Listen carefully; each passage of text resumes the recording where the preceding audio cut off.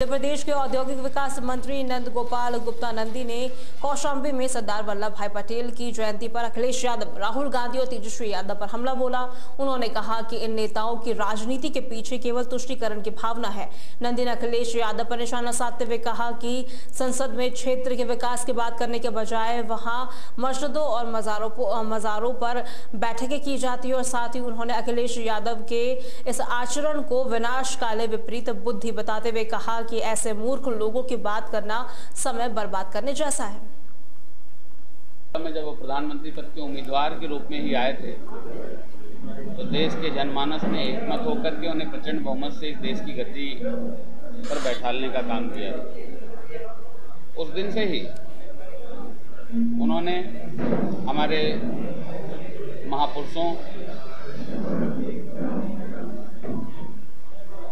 के सम्मान में जिस तरह से काम किया है,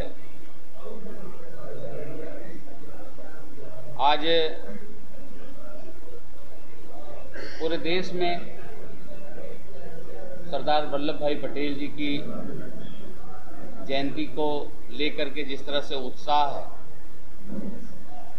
उनकी 150वीं जयंती भारत सरकार के युवा खेलकूद मंत्रालय द्वारा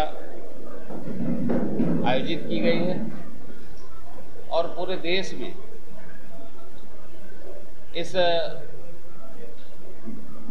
यात्रा की जो शुरुआत होगी तो चाहे प्रदेश के कैबिनेट मंत्री, चाहे देश के कैबिनेट मंत्री, राज्य मंत्री, कोई ना कोई इसको लीड करेंगे और 8 से 10 किलोमीटर की ये पदयात्रा, उस पदयात्रा में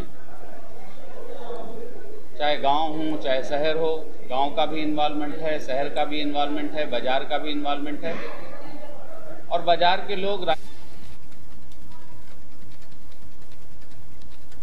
फतेहपुर में छठ पर्व के दौरान यात्रियों की भारी भीड़ और उनकी सुविधा को देखते हुए रेलवे प्रशासन ने रेलवे स्टेशन पर 50 अतिरिक्त स्पेशल ट्रेनों का अस्थायी ठहराव शुरू कर दिया है। इससे पहले पूर्वी भारत जाने वाले हजारों यात्रियों को अपने घर पहुंचने और वापस आने में बड़ी राहत मिलेगी। स्टेशन पर यात्रियों की सुविधाओं के लिए प्लेटफॉर्म की विशेष सफाई सुनिश्चित की गई और साथ ही CCTV कैमरों की निगरानी भी व्यवस्था यहाँ पर की गई है। और इस समय देख रहे हैं फतेहपुर जो भी ट्रेन जा रही हैं, सब यात्री आराम से जा रहे हैं, आ रहे हैं और इसके साथ साथ अपना स्टेशन सुरक्षा की दृष्टि से सारे कैमरे की व्यवस्था कम 60 कैमरे ऑलरेडी फतेहपुर स्टेशन पे चल रहे हैं और यात्रियों के लिए पानी की सुविधा और आपके सफाई व्यवस्था समय समय पर और समस्त चेकिंग विभाग के कर्मचारियों को लगाया गया है ताकि यात्रियों चढ़ने उतरने में कोई दिक्कत न हो किसी प्रकार की। इन क्षेत्रों में ये ट्रेनें चलाई गई ज़्यादातर छठ पूजा को लेकर रेलवे प्रशासन ने बहुत अच्छी ट्रेनिंग की व्यवस्था कर रखी है। महिलाओं के लिए खासकर कुछ ज़्यादा ही व्यवस्था है और ट्रेनों में बैठने की सुविधा रेलवे स्टेशन में बहुत अच्छी सुविधाएं दी गई हैं और महिलाओं जानते कि पहले जो ट्रेनें चलती थी वो लिमिटेड हुआ करती थी। आज की डेट में मैं यहाँ पर जानकारी ले रहा था, जैसे रेल इंक्वायरी कर रहा था, तो 50 ट्रेनें अलग से चलाई गई स्पेशल और नॉर्मल जो चल रही है वो 70-80 ट्रेनें चलती हैं। साथ में 50 स्पेशल ट्रेनें चलाई गई ताकि छठ पर्व पे सभी लोग अपने सही समय पर सही जगह पहुंच जाएं। जैसे कि अब आप देख रहे हैं यहाँ पर साफ़ सफाई,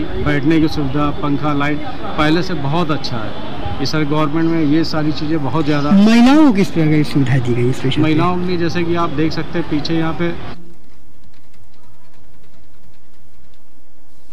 बहराइच के विशेश्वरगंज क्षेत्र स्थित क्रिकेट ग्राउंड पर रविवार को भव्य क्रिकेट टूर्नामेंट का शुभारंभ किया गया। समाज सेवी जीत बहादुर सिंह और उनके सहयोगियों ने टूर्नामेंट का उद्घाटन किया, जिसमें विजेता टीम को 7100 और उपविजेता को 2100 की पुरस्कार राशि मिलेगी। बता दें सभी मैच 12 ओवर के खेले जाएंगे। इस मैदान को सांसद और विधायक से मिनी स्टेडियम के रूप में विकसित करने की मंजूरी भी मिल चुकी है, जिससे ग्रामीण युवाओं में काफी खुशी है।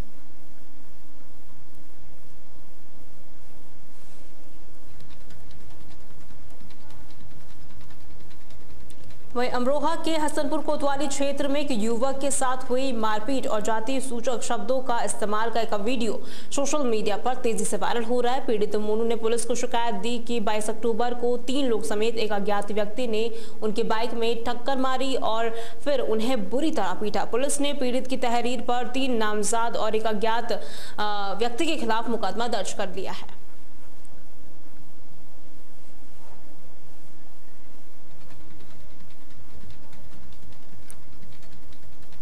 वहीं जौनपुर जिले के रामपुर थाना क्षेत्र में एक बड़ा सड़क हादसा हुआ है, जहां दर्शनार्थियों से भरी एक कार सड़क किनारे खड़े ट्रक में टकरा गई। और आपको ये जानकारी दे दें कि ये कार विंध्याचल धाम से दर्शन कर अंबेडकर नगर लौट रही थी।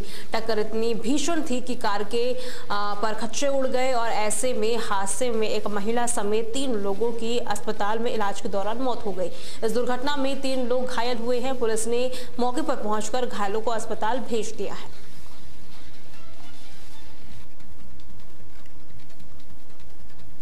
वहीं बरेली के नवाबगंज क्षेत्र में दुकान के सामने कूड़ा डालने का विरोध करने पर 2 लोगों पर जानलेवा हमला किया गया।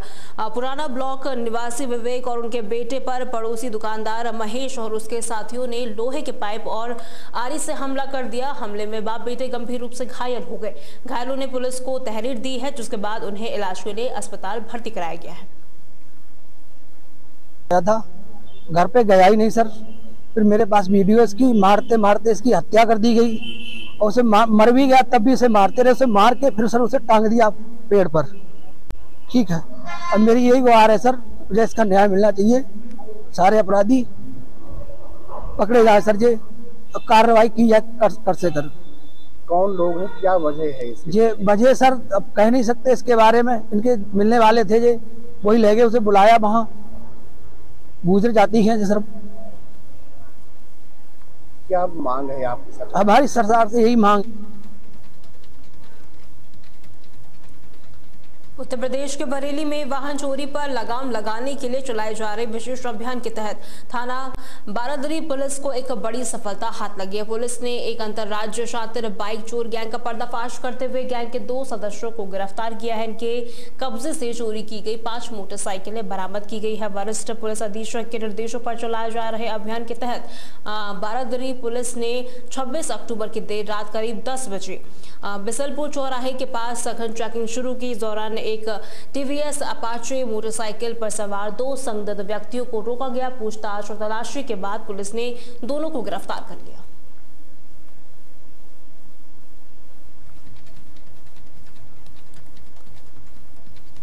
उत्तर प्रदेश की खबरों में फिलहाल के लिए इतना ही। खबरों के लिए बने रहें तहलका डिजिटल के साथ।